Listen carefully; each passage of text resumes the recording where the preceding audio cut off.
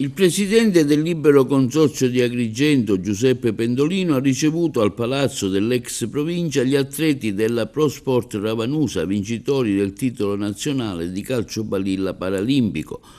Un risultato straordinario per il Ravanusa e per lo sport della provincia di Agrigento, ha sottolineato il presidente della provincia Pendolino, che ha premiato questa bellissima realtà sportiva come occasione di inclusione e crescita.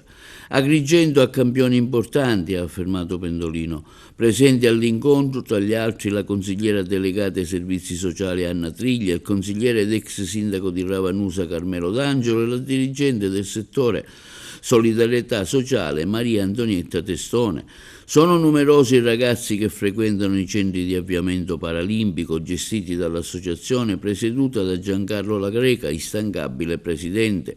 La mia speranza, ha dichiarato La Greca, è che in futuro gli impianti sportivi di Ravanusa possano diventare accessibili e inclusivi, perché lo sport deve essere un diritto e una normalità per tutti. La stagione agonistica dello Prosport Ravanusa terminerà a ottobre, quando l'associazione sarà protagonista anche fuori dal campo. Alla società ravanusana, la FISPES, ha affidato l'organizzazione dei campionati italiani paralimpici di mezza maratona, in programma a Palermo il prossimo 19 ottobre.